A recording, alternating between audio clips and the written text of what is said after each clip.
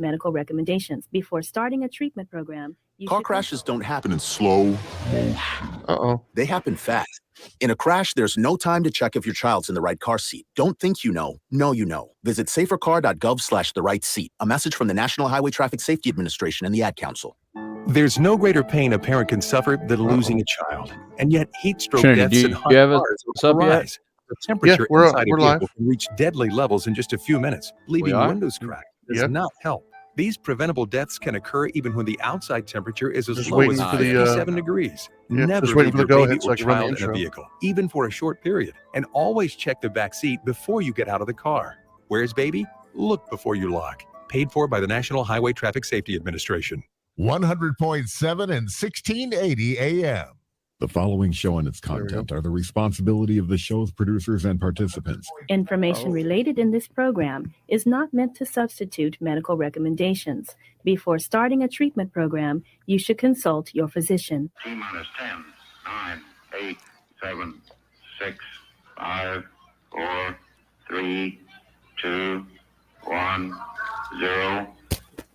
Ignition. Liftoff.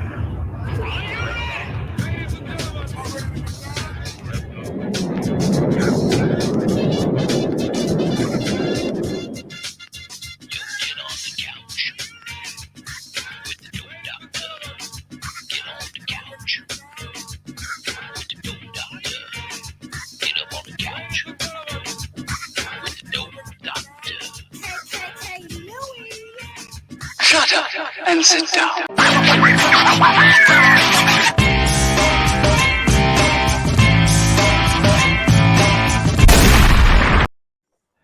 That's right. Welcome to the Couch Live, everybody. Hello, WPSN99.com. Of course, WOKB AM right here in Orlando, which is what? 1680 AM on the dial here in Orlando. And of course, 100.7?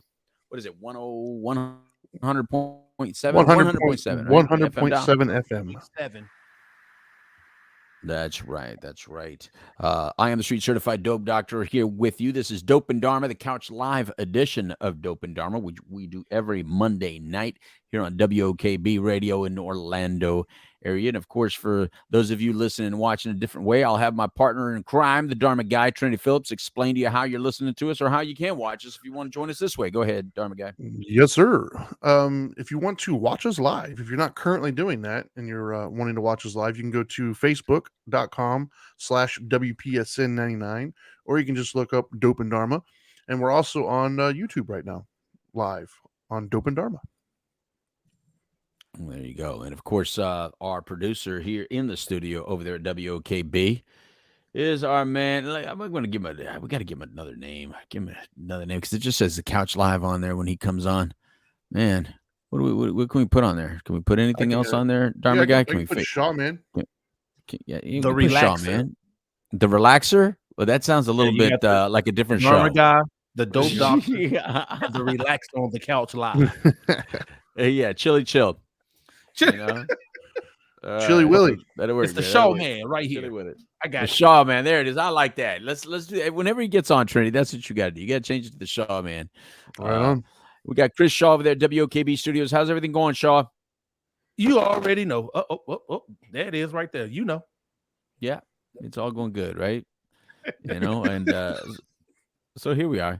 Anyway, we got a nice little show planned out for you guys today. We're going from 8 p.m. to 9 p.m. Again, Trinity and I are enjoying this different type of way of doing the show, doing it through StreamYard. Thank you, StreamYard and the Duck, Yes, for sir. letting us do this. Of course, thanks to everybody at Surf Monkey Media, WPSN99.com, you know, for helping us along with this and along with our sponsors. You know who you are.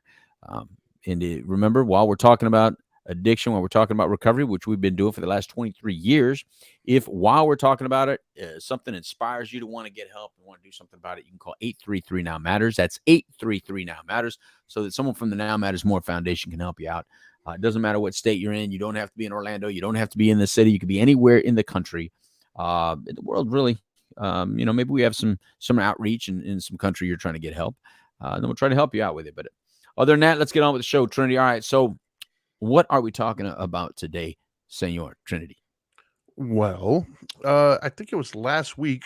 One of our watchers, which is commenting right now on Facebook, or is Marissa, She asked us a question that we both thought was pretty interesting, and it Yep. was, is addiction a disability? So we said, hey, we should probably do a show on that. That sounds like a good Yep. question. Hence, Yep. today's topic, is addiction a disability? Is addiction a disability? Well, that's a good question, man, because I mean, when you think disabilities, Trinity, and by the way, volume's okay, Trinity, you hear me okay? I'm I assuming. hear you perfectly.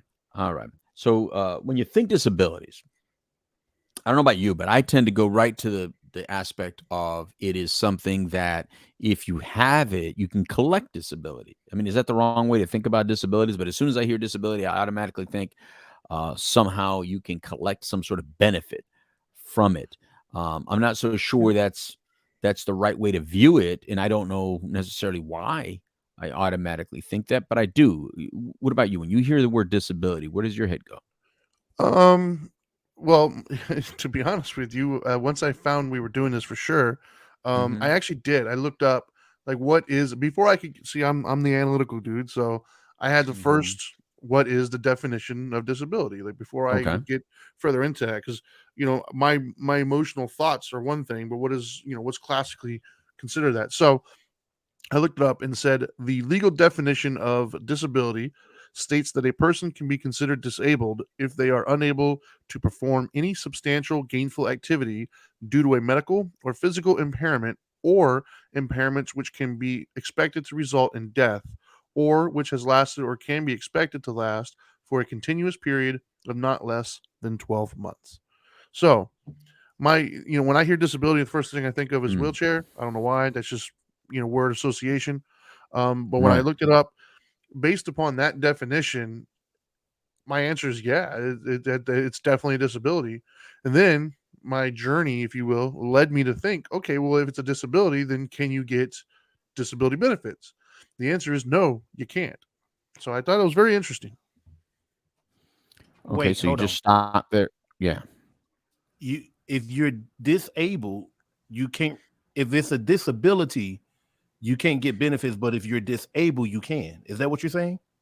No, I'm saying that addiction fits the classical definition or their definition of disability, which means it falls under the category. However, Right. you cannot get Social Security benefits as a disabled. Like it doesn't count as far as they're concerned. It's very interesting. The only thing that they mentioned when it comes to addiction, they said on their site that they don't care about an addiction. In other words, an addiction won't interfere with benefits. In other words, let's say you're an alcoholic, but you have disability and something else, and the alcoholism doesn't exacerbate that. It won't affect your ability to get disability benefits. However, if your disability is the addiction or anything that the addiction is causing, you will not get your benefits. I thought that was very interesting. Okay. So it is interesting. It also leads me to then ask the question: are there any behavioral health disorders, any mental health disorders that are uh, that do allow you to qualify for benefits? Did you Like, get that ooh. far in your research? No, I did Like not. depression, anxiety, bipolar, schizophrenia. I mean, I would think that when you got to the heavier diagnoses like schizophrenia, But I would think that was the that answer would be yes. So it but says would here that for fall under a disability though? well, there are some mental disorders that include that count as disability. Mood disorders, autism or Asperger's, schizophrenia, depression, and PTSD. So those count as disability. Now, as far as what you can Right. get disability benefits for, I don't know if those are covered or not. I didn't get that far into it. Okay. Okay.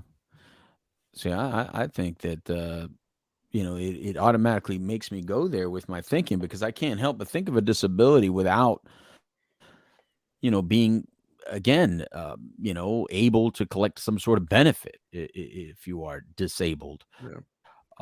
But I don't know how I feel about that when it comes to this particular disease, Trinity. And now being mindful that I know not only am a person in remission from it, but I've treated it for over 30 years as a professional, and yet my initial impression, I got to be honest, Trinity, my initial impression is to not be open about receiving benefits for this particular disability. And I'm even questioning my own self while I'm saying it to you, Trinity. I'm kind of thinking out loud based on what you said already and based upon this conversation. I mean, I'm not, I didn't want to think it all out. I didn't want to plan for this. I wanted this to be very organic and very fresh in my mind. So I'm glad you did your research so I can just be free to be just present in the moment where I wanted to be and kind of like, do I, and I got to say, my initial impression, my instinct is saying, I don't think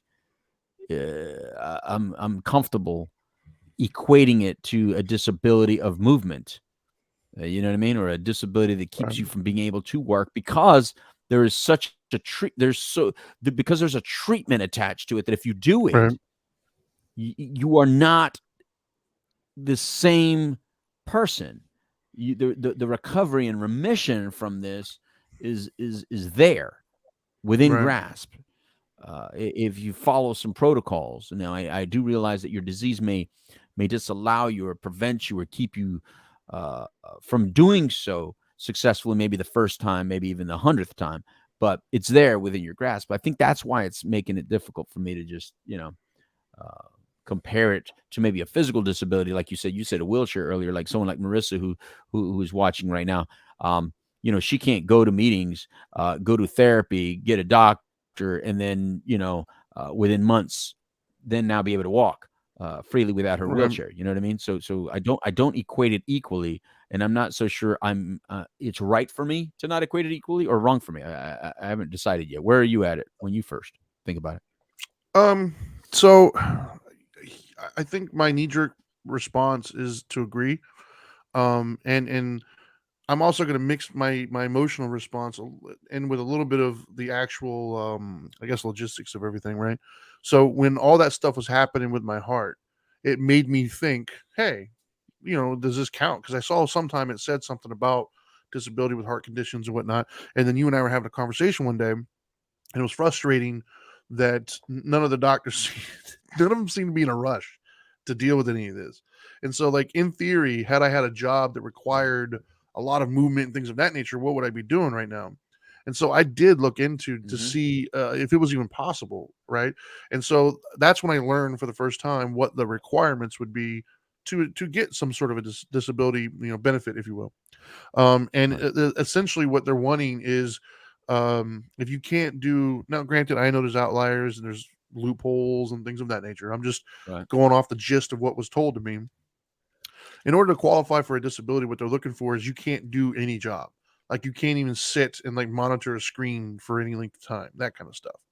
In other words, they made it the younger you are, right? The older you get, it's a little bit easier to qualify.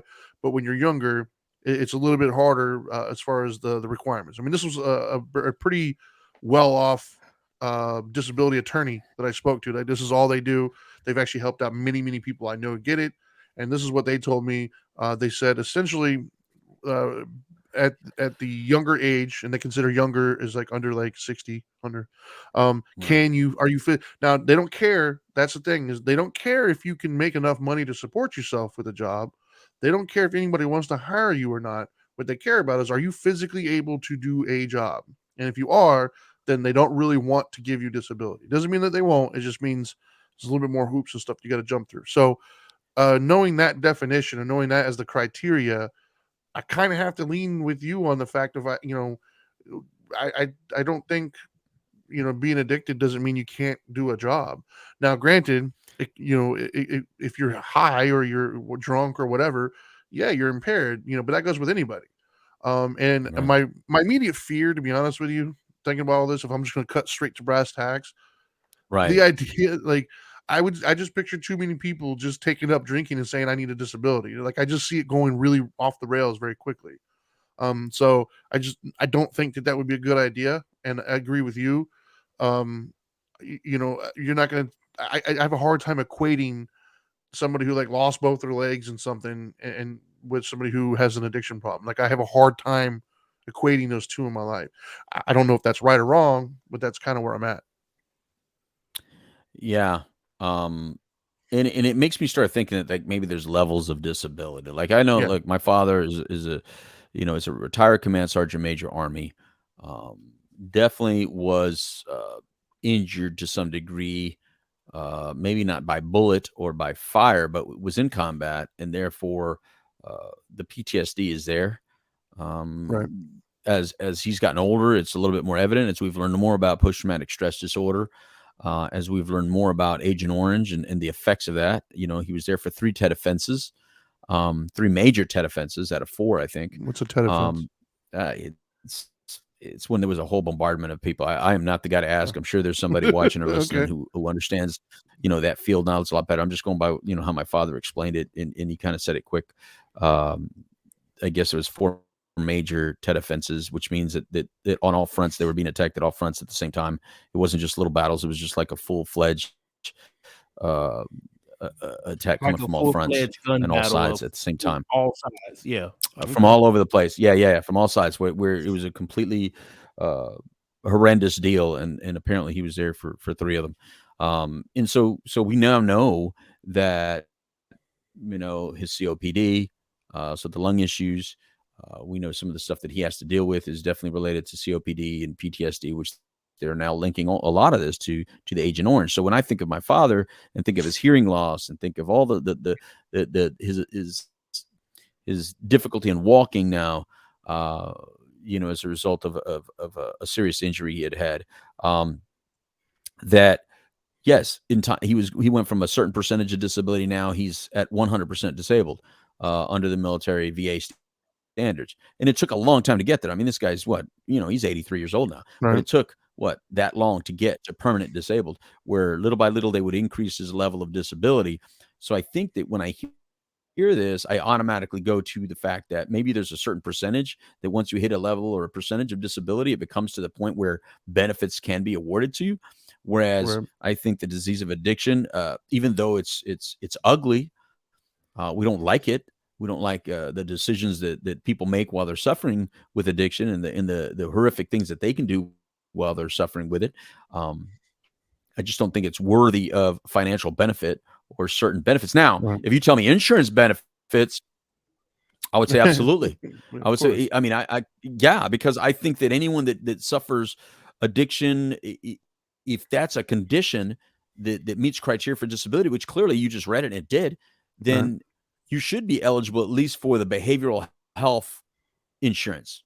You know, I'm not talking about a pap smear.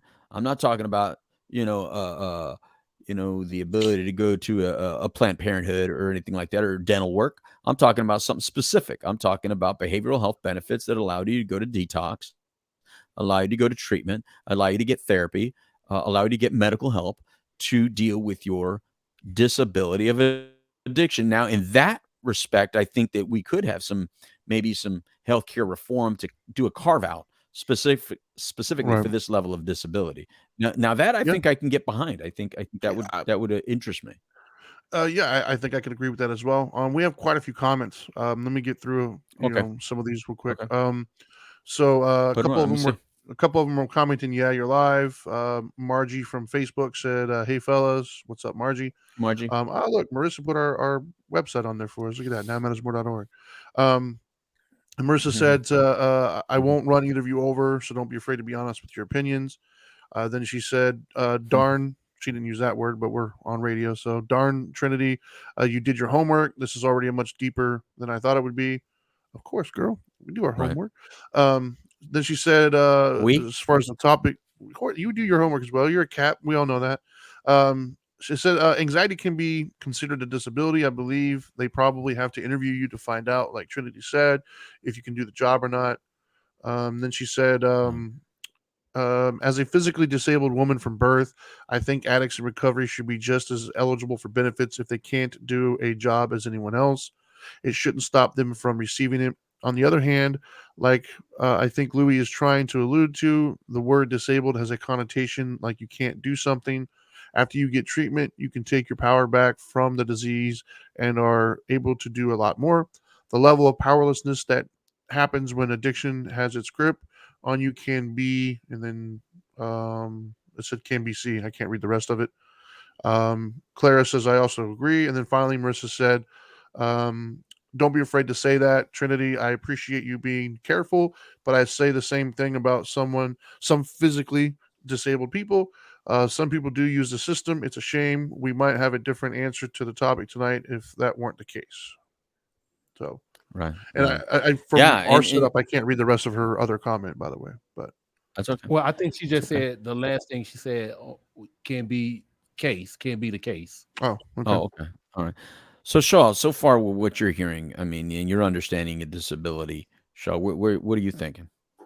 Well, I after sitting here listening and trying to captivate the thing, because my mindset went to like, well, who are we to judge about the disability of people and what they got going through?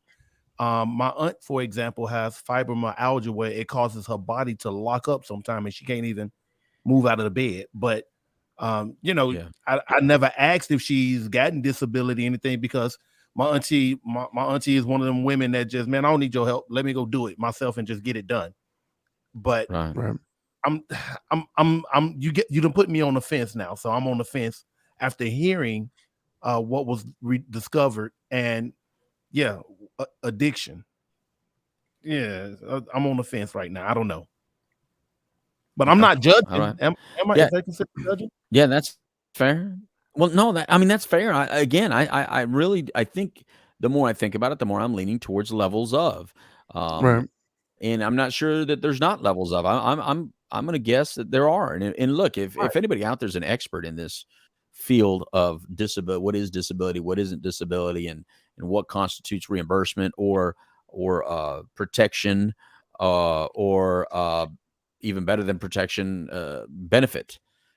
Because I got to think about all that. There's disability protection, right? So if you violate the rights of Right. a disabled person, that comes with a little bit stiffer penalty than if you violate the rights of an everyday person. Well, I think that's so part there's of it, right? Like that's what? I think that is that's the conundrum we're dealing with right here. Is we kind of have to separate it, right? We have to separate it from disability, as in, hey, I need to be looked at differently, versus disability of I need benefits for this. I think those are two different Right. discussions, if I'm Right. honest, because I think that we Right. all would agree that the symptomology that's associated with addiction, the behavioral issues, are absolutely fit within the parameters of what a disability is and what it does to you, because we all agree that it's a disease. So if you have a Right. disease that's doing these things to you, then we need to acknowledge that. I think where the gray area or the muddy water is when we start talking about what level of benefits you should receive from that. I think that's where it starts to get Right. kind of mucky. Right. Well, because I was going to say, like in college and school, right? If you are diagnosed by a psychiatrist, I don't even know if it has to be a psychiatrist, but I think it does. And you can provide proof that you are ADHD, or I think even ADD. I think you can get extra time on your test. I think that there are certain I literally just did procedures that that. you can go. What you did? What? My son has a 504 plan now, is what it's called here in the state. A 504 plan just basically Okay. means kind of what you just said. He's never been diagnosed with anything as far as ADHD or anything like that.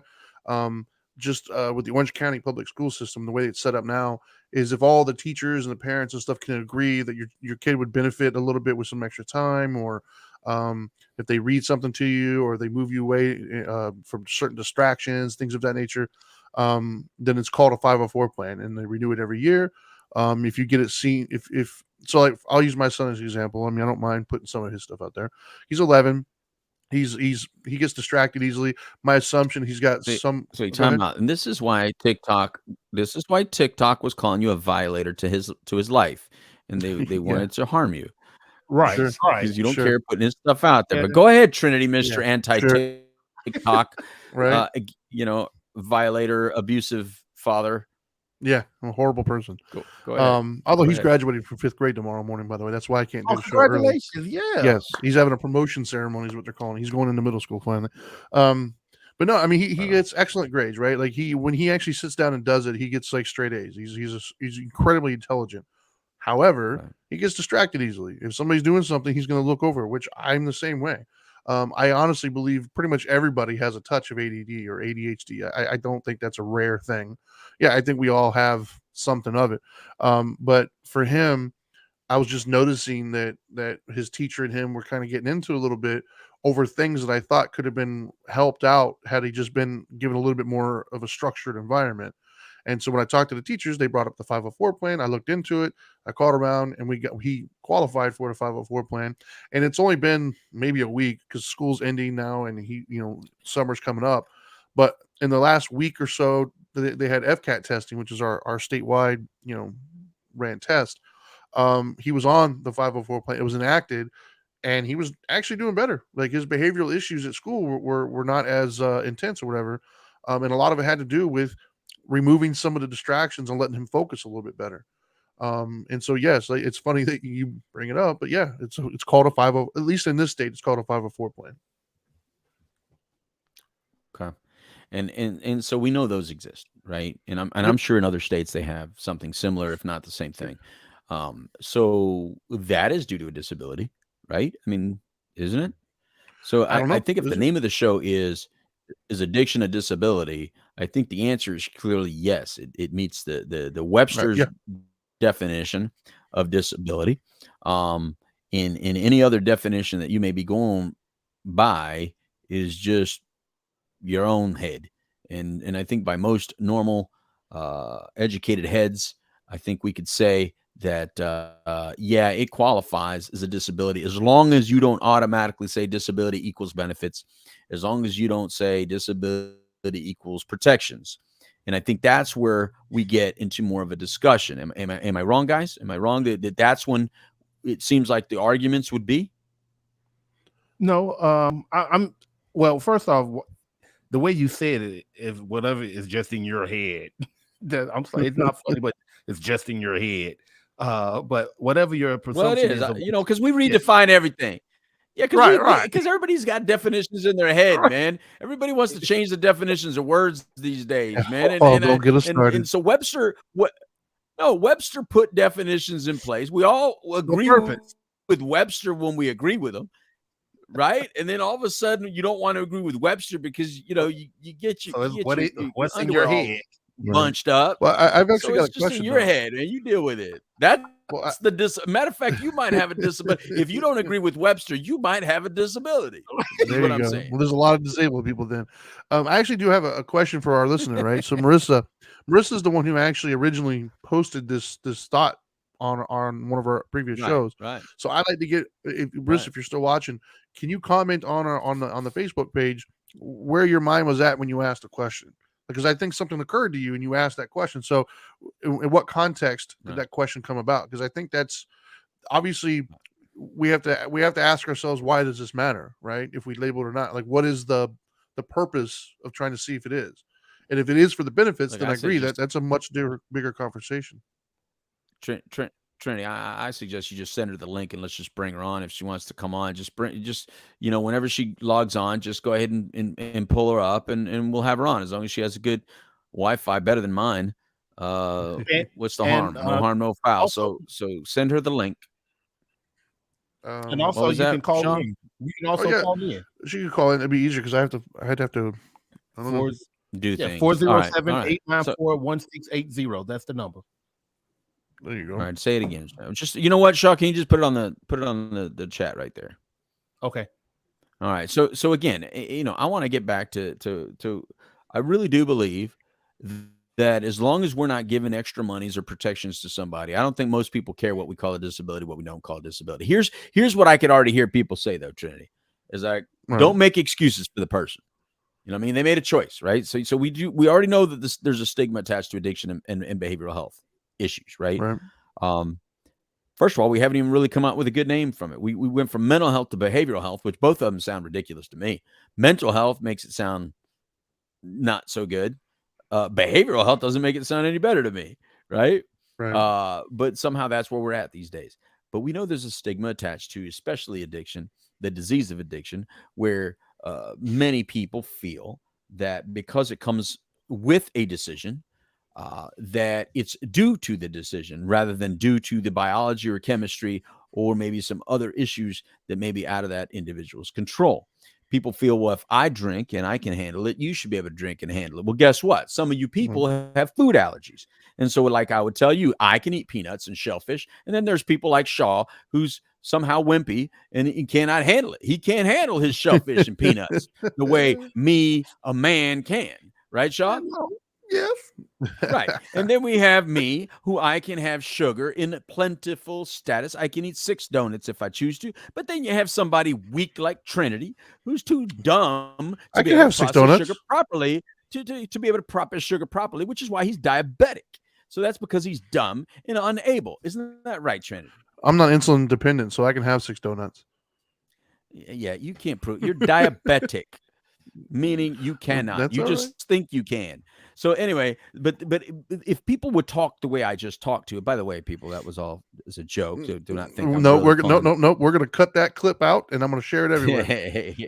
Listen, You know, the point is that you know, Shaw didn't choose to be weak, and Trinity didn't choose to be weak because it's not a weakness.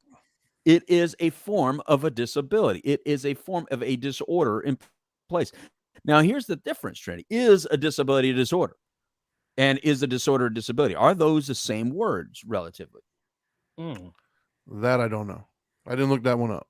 Listen, we got Marissa on the phone line. All right. Are you ready for it? Okay. Let's do it. And just save Trinity Marissa, and you bought ready? Trinity some time to look up disorder. I'm here. Right. Hey, Marissa, how are you? Good. How are you guys? You're doing fantastic, Marissa. Well, welcome to the Couch Live. Now, for those people that don't really know your situation and what makes you I guess a lived experience expert in disability, can you just really just give us a brief understanding of what makes you a lived expert? Okay, it's going to be really short because the explanation of what it is long. So I was born with spina bifida, which is a birth defect. Short and sweet. And I've been in a wheelchair all my life, paralyzed from the knee down. Okay, paralyzed from the knee down. So is there any possibility of that changing in your lifetime as you know it currently? Is there any research being done that says this can be reversed or changed? Not without being a project that, like, the recovery wouldn't be worth it for me. I wouldn't choose, no matter what came out, to be a guinea pig. Right. So in how many years are we talking about, Marissa, that you've lived with spina bifida? That is the nicest way for a man to ask a woman her age that I've ever heard. 35 years. Right on. All right. So 35. So in 35 years, have they made any advancements that have been of any significance in the study of spina bifida? Sorry, that was funny. It's not such an easy word. Took me a while. I mean, I guess there's different things, different people. There's different levels of spina bifida. There's different things that can affect somebody's body. So it really depends on what's quote unquote wrong. Okay. So for your particular type, have there been any advancements in 35 years that have been of any significance? I haven't really paid attention after I had like a 12-hour surgery that was supposed to be 99% effective to put my hip back into place, and it came out. Oh, so I just kind of don't pay attention anymore. Wow. So are you considered disabled? Yes. Are you considered 100% disabled? No, because 100% disabled is pretty much you can't do anything to care for yourself. Okay. So like I can do get up, I can go to the bathroom they myself. rate you? Do they rate you? And yeah. Do they rate you, Marissa? And if so, do you get regular appointments, medical appointments where they reevaluate that rating? If you're born with it, no. Like, all I have to do is, like, I'll get a letter in the mail. Are you still disabled? Yes. Okay, you could still get your benefits. Like, when it's a birth defect and you can prove that, no. But if it's somebody who's just on plain disability who became disabled, then they have to go and get evaluated more often. Wait, I'm sorry, Marissa. Hold on. You said you just get a letter in the mail to just state whether you are or not. Whether I'm still unable to do a physically strenuous job because of my disability, yeah. Are you still unable to work? Like I story. I went to go up the block when I first moved to this town to be a shelf girl at a library. They told me that they found somebody more qualified, which I could have sued them for, but it wasn't worth it because I got a babysitting job right after that, Wow. part-time. Wow. And yeah, but I was like, wait, not qualified? I literally I just did what you told me to do. I took from the highest shelf. So we can get into a whole nother topic with addiction and discrimination another week if you guys Right. want. I could bring up disability discrimination on that. Right. Well, Wow. I've got the definitions, by the way. Okay. Well, okay, of disorder? Both, yeah. All right, you put them right next to each other or something? Okay, go for it. Well, so disorder, I'm gonna have to read this. So, disorder refers to an illness that disrupts the individual functioning, whereas a disability is a physical or mental condition that limits a person's movements, senses, and activities. So it seems like disorder has to do with our functioning, and disability has to do with our abilities and senses. Like physical ability, Interesting. technically, it sounds like the differences. Yeah, so disorder just means basically you can't function. I think the implied, the implication here is functioning as normal, if there ever is such a thing. To whereas disability has to do with your ability to physically do things or sense things, like like an eating disorder affects your ability to function as a normal person to eat and stop when you're whatever. To whereas a disability would be like if you're blind, then you physically can't see something. So I mean, that's how I read it. So Pretty much. but in the definition of disability, does that ever use the word physical? Disability. It says a Yeah. disability is a physical or mental condition that limits a person's movements, And there you go, the senses, or. and Okay, activities. there you go. Yeah. Yep, but there you go. So as soon as it said or mental, Yeah. that's where I would think that disorder and disability can be used equally when it comes to the mental, just the mental part. Yeah. Because if Yeah, if there's it a can be lot a of mental, ways. if a disability can be a mental disorder, and we know that mental disorders are disorders, right? There's by definition, they're disorders.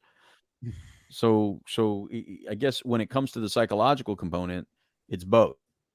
If it comes to physical, like Marissa doesn't suffer a disorder, it's just a disability. That's Right. the way I'm hearing it.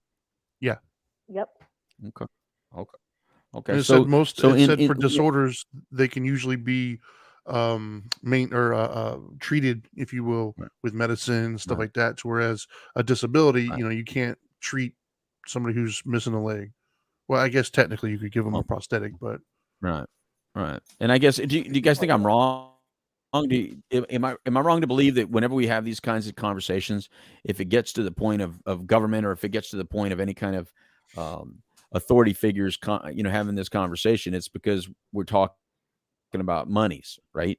And then if we're talking about monies, nobody wants to give money to a recovering person. Nobody wants to give money to the disability of addiction. I think Or that's the what it boils disorder of down addiction, to. whatever you want to call it, right? Is it right? Am I wrong That's here? what it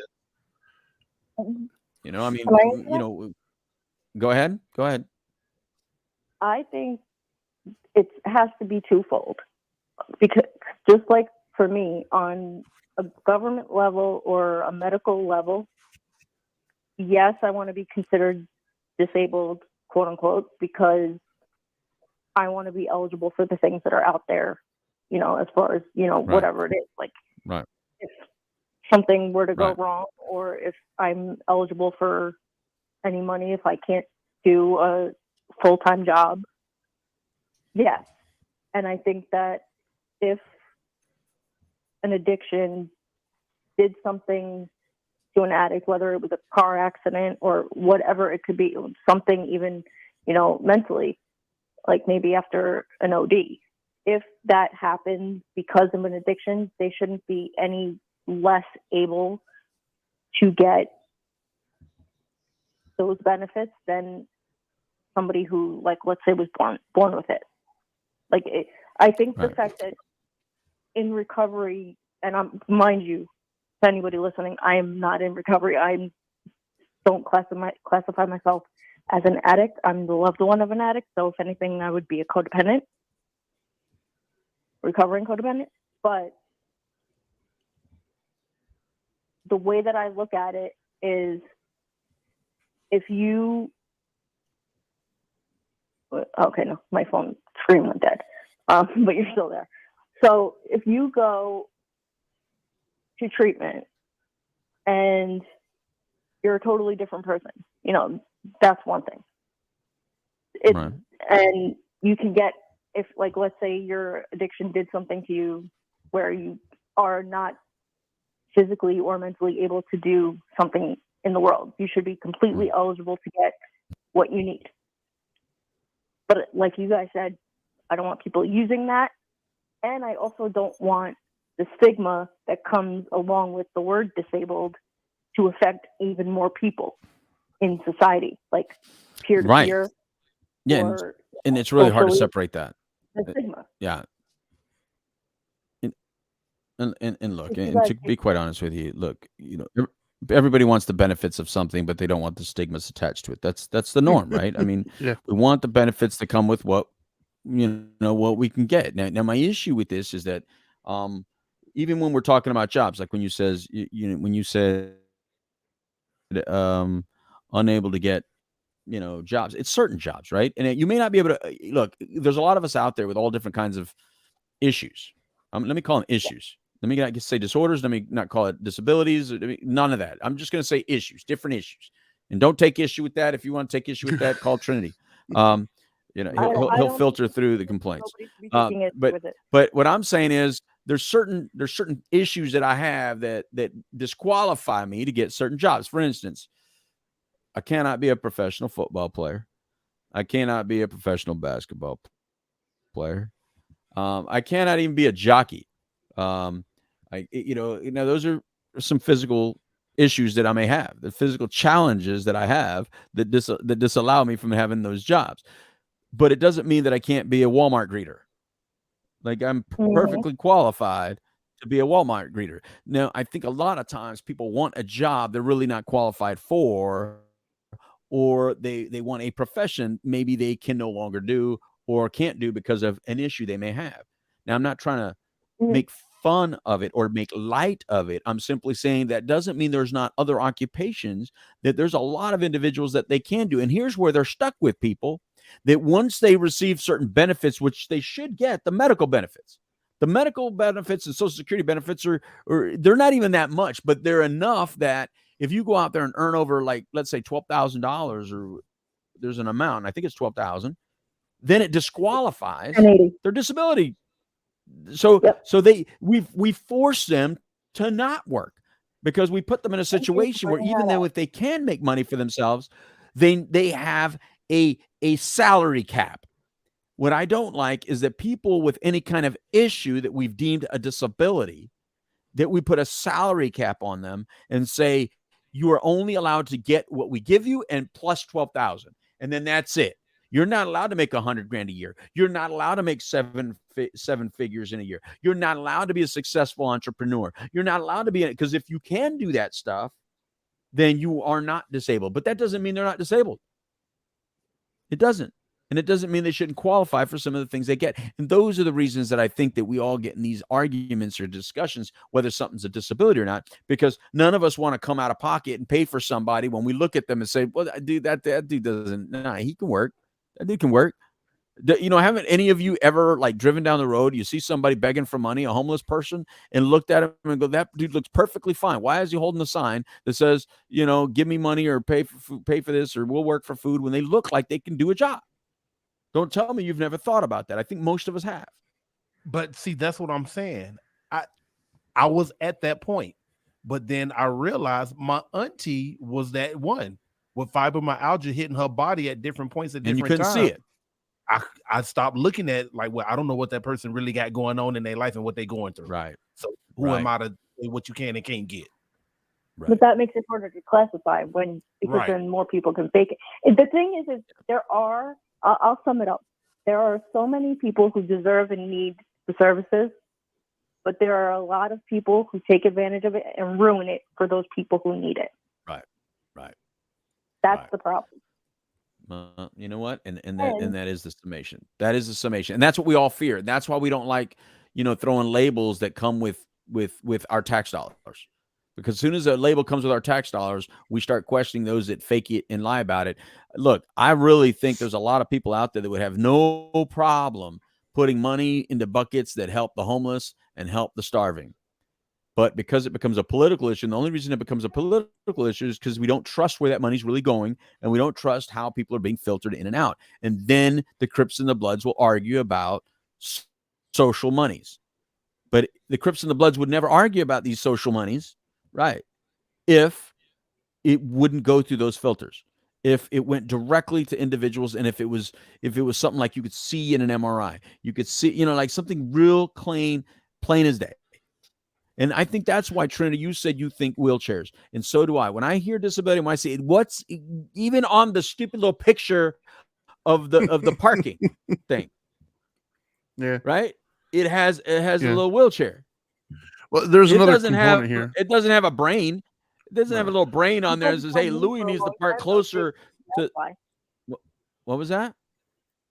I said, you guys have known me for a long time. Maybe that's why, though. There you go. I mean, maybe, but I just go to that little placard that my parents have, because my dad no longer has that ability to walk very far. But I know that my brother gets upset with my mother when my mother puts that placard up and parks using that thing when my father's not in the car. My brother gets upset with her and says, "Look, that's not meant for you. You can't use that, Mom," and shames her, even though she's also in her 70s. Well, there's another component here too, by the way, like that we already know, but I don't think we've really mentioned much tonight. The other emotional component when it comes to giving, benefits potentially to disabled, whatever, there's a massive difference in the public sphere of, like cancer never made anybody break into grandma's house and steal her pearls, So like there's a component here of the hurt that is accompanied typically with addiction that sets people on got a negative taste in their mouth, and I think that, it's sad, but it is a part that the diseases of addiction doesn't always, but can and usually does make you do some really horrible things to people around Make you. you an offender. You're an offender. You hurt people. You're an offender. You're a predator. Right. Yeah. And I think that because of that, anybody who's been touched by it, when you start to talk about it, it evokes certain emotional responses from them. To whereas there's not like a whole group of cancer victims out there, or cancer survivors, or whatever you want to call them, out there doing horrible things to people. And so I think that also comes into play. I think that's part of the stigma, or why it's so easy for so many people to have a stigma towards addiction, is because it's easy to point to that person who hurt you and say, "I'm not giving them anything." Right. Yeah, I wouldn't want to be in charge of deciding when somebody in recovery could start receiving benefits, because I would, in my head, think of the times that I was stolen from and all that. So I wouldn't advise anybody who was on the receiving end of that treatment to make the deciding factor. I would want somebody with a clean slate and qualified to make that decision. No pun intended. Clean slate. Yeah, you're right. I mean, and that's where we're at.